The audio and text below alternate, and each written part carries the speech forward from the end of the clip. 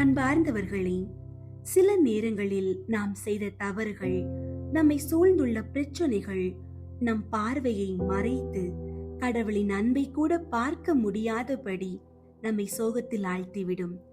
இனி அவ்வளவுதான், என்னால் எழவே முடியாது என்று நம் உள்ளம் தளர்ந்து போகும் தருணங்களும் உண்டு. இன்றைய இறை வார்த்தை திருப்பாடல்கள் 40ஆம் அதிகாரம் 12ஆம் இறை வார்த்தை. ஏனெனில் என் நிறைந்த தீமைகள் என்னை சூழ்ந்து கொண்டன, என் குற்றங்கள் என் மீது கவிழ்ந்து என் பார்வையை மறைத்து கொண்டன. அவை என் தலை முடிகளை விட மிகுதியானவை.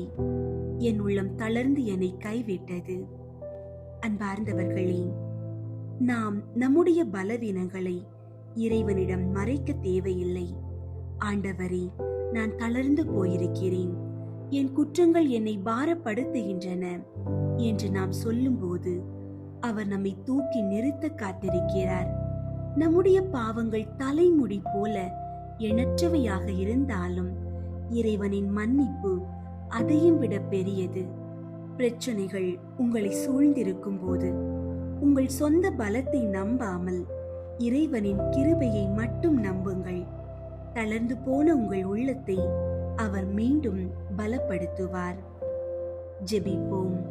எங்கள் அன்பின் பரலோக பிதாவே, உமது இரக்கமுள்ள வார்த்தைகளுக்காக நன்றி. இன்று உள்ளம் தளர்ந்து நம்பிக்கையற்று இருக்கும் உமது பிள்ளைகளுக்காக நாங்கள் மன்றாடுகிறோம். தீமைகளும் கவலைகளும் எங்களை சூழ்ந்து கொண்டு எங்கள் பார்வையை மறைக்கும் போது உமது ஒளியை எங்களுக்கு காட்டும். ஆண்டவரே, எமது குற்றங்கள் எங்களை வாட்டி வதைக்கும் போது சிலுவையில் நீர் சிந்திய இரத்தத்தினால் எங்களை கழுவி தூய்மையாக்கும். உள்ளம் தளர்ந்து போய்விட்டது என்று புலம்பும் ஒவ்வொருவருக்கும் உமது தூய ஆவியின் பலத்தை தந்தருளும்.